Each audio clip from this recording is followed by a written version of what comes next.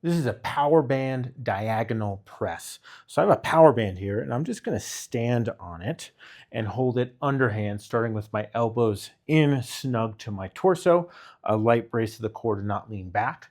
From there, I'm gonna press diagonally with almost like a scooping motion. So I'm gonna come forward and up, trying to drive my elbows slightly inward as I go, and I'll show a different view in a second, but my elbows are not hitting or outside of this band.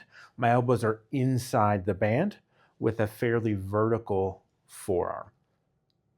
And I'm reaching a bit more out than up to just about there. That's about the range that I have on this one.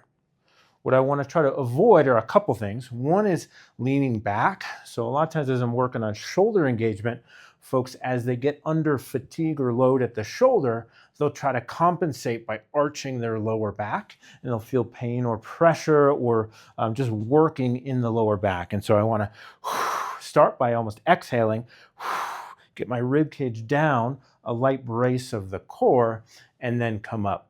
If you feel like you have an issue with overarching at the lower back or that's hard to feel or control, we can do this one in a slight lean against the wall, a little bend of the knees, gently pressing the low back into the wall, still a little brace of the core, and then I'll press up from here.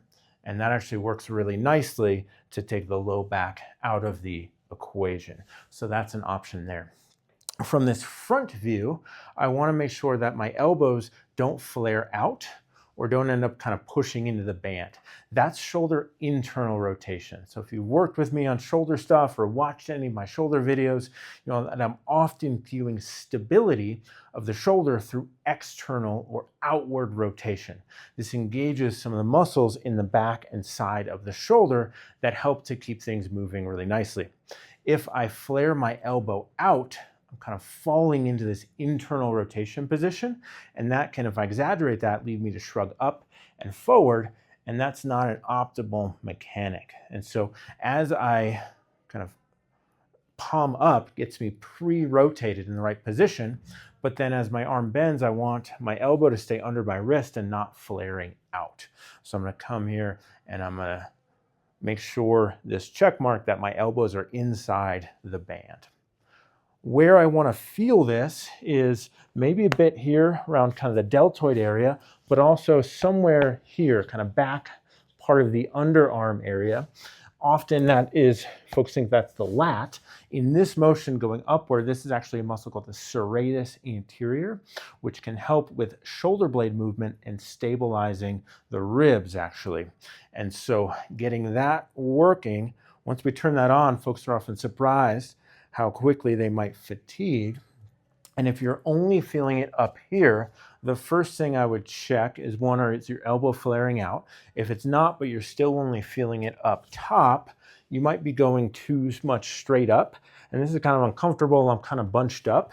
And so I want to think of getting my arms long as I go up. So if you exaggerate that forward and up part and even hold at the top there, we often get a bit more work through here as well as through some other parts of the shoulder.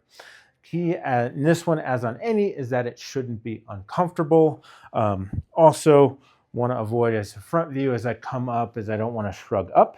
Typically, if I'm not allowing my elbows to flare out, it's really hard to shrug up, not impossible, but starting with shoulders relaxed, a little exhale to set the core, and then I reach forward and up. But I'm not trying to go all the way overhead because that's when we might shrug up. Just going until you feel like it gets really tough or you start to feel like your elbow would flare out if you go further.